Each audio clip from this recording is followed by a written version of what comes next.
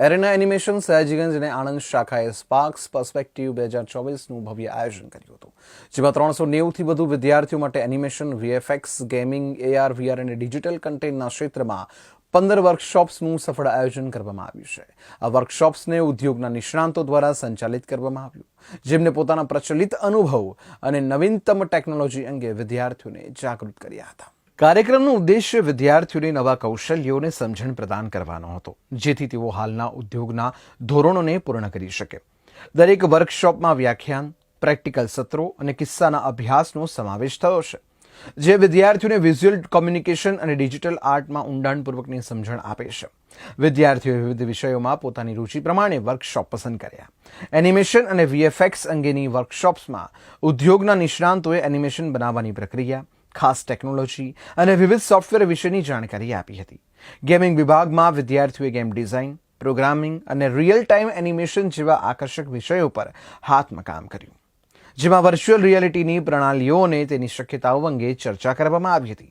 Digital content સત્રમાં નિષ્ણાંતોએ online content સર્જન, marketing અને બ્રાન્ડિંગની નવી રીતો પર નજર નાખી હતી. આ કાર્યક્રમમાં વિદ્યાર્થીઓને વર્કશોપ્સ દ્વારા જ્ઞાનની પ્રાપ્તિ તેમજ નેટવર્કિંગનો અવસર મળ્યો હતો. ઉદ્યોગના નિષ્ણાંતો સાથેનો સંપર્ક તેમને ભવિષ્યમાં કારકિર્દી માટે માર્ગદર્શન આપશે.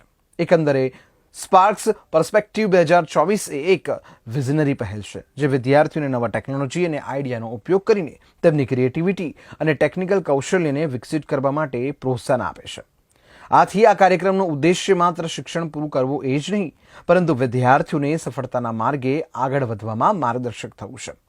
સ્પાર્ક્સ પર્સ્પેક્ટિવ 2024 દ્વારા મળેલી જ્ઞાન અને અનુભવ ભવિષ્યમાં તેની સફળતા માટે મજબૂત આધારભૂત થશે. आज हम यहाँ पे इकट्ठा हुए हैं फॉर स्पार्क्स 2024. स्पार्क्स हमारा सबसे बड़ा इवेंट है जो इंडिया में हो रहा है. ठीक है, ये गुजरात लेवल पे अगर मैं बात करूँ तो ये सबसे बड़ी इवेंट है जो अरीना एनिमेशन सयाजीगंज आनंद ने ऑर्गेनाइज़ की है. और ये इवेंट का जो सबसे बड़ा एडवांटेज ये है कि हमारे जो 390 प्लस बच्चे जो आज यहाँ पे आए हुए हैं, जो आज यहाँ पे अवेलेबल हैं, वो एक रूफ में they are going to take knowledge. वो बहुत सारा नॉलेज लेने वाले हैं, एक्सपोजर लेने वाले हैं. एक्सपर्ट्स से, इंडस्ट्री एक्सपर्ट्स जो ऑल ओवर इंडिया से आए हैं, जो मुंबई से आए हैं, पुणे से आए हैं, अहमदाबाद से आए हैं, बेंगलुरु से आए हैं, और ये सारे एक्सपर्ट्स अपनी फील्ड में बेस्ट हैं, मास्टर्स हैं, जो animation, VFX, advertising, designing, graphics, इन सब चीज़ों से रिलेट करते हैं.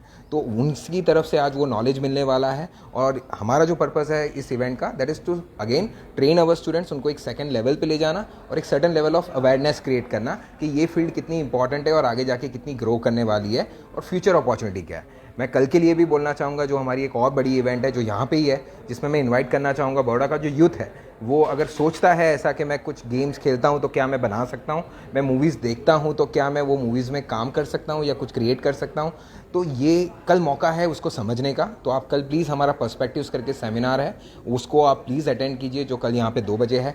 और प्लस आज का जो इवेंट है वो ऑफकोर्स अभी मोमेंटम पे चल रहा है, ये शाम तक चलने वाला है और हमारे बच्चे आज भरपूर नॉलेज लेके जाने वाले हैं.